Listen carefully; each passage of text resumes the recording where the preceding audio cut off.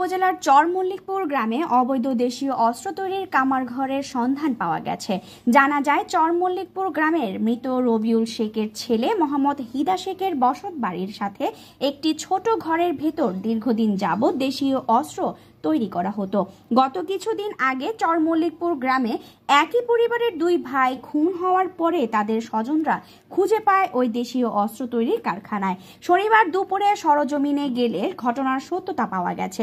নির্জন পরিবেশে ছোট একটি খুপড়ি ঘরের মধ্যে দেশীয় অস্ত্র তৈরির সকল প্রকার সরঞ্জাম যেমন হাতল, হাতুড়ি, লোহা লাগানোর জন্য হস্তচালিত হওয়া মেশিন, হ্যাকসো ব্লেড, চেমটি সহ নানা সরঞ্জাম পাওয়া যায়।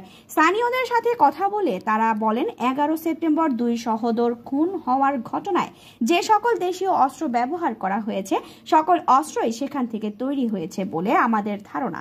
কারণ সামুরাই, রামদা, সেন্দা, ভেলা, সুরকি, গুপ্তি, বল্লম ইত্যাদি দেশীয় অস্ত্র কামাররা হাট বাজারে খোলামেলা পরিবেশে তৈরি বা বিক্রি করতে পারে, যার কারণে অতি সংগোপনে সন্ত্রাসীরা এখানে দেশীয় অস্ত্র তৈরি করতেন।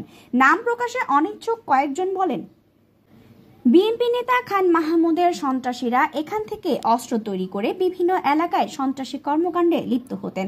প্রতিবেশী জাহান মৃদার স্ত্রীর সাথে কথা বলে তিনি জানান, আমি এই ব্যাপারে কিছুই জানি না। এই ঘটনায় ওই বাড়ির মালিক হিদার সঙ্গে যোগাযোগ করার চেষ্টা করে তাকে পাওয়া যায়নি, কারণ তিনি জোড়া খুনের মামলার আসামি হওয়ায় আত্মগোপনে আছেন। এই বিষয়ে লোহাগড়া থানার ভারপ্রাপ্ত কর্মকর্তা অতিরিক্ত দায়িত্ব মোহাম্মদ আব্দুল আল মামুন বলেন, এমন তথ্য আমাদের কাছে নেই, আপনাদের কাছ থেকেই জানলাম। তবে ঘটনার সত্যতা পেলে তাদের বিরুদ্ধে আইনগত ব্যবস্থা গ্রহণ করা হবে। তানিশা খান, প্রবাহ নিউজ ডেস্ক।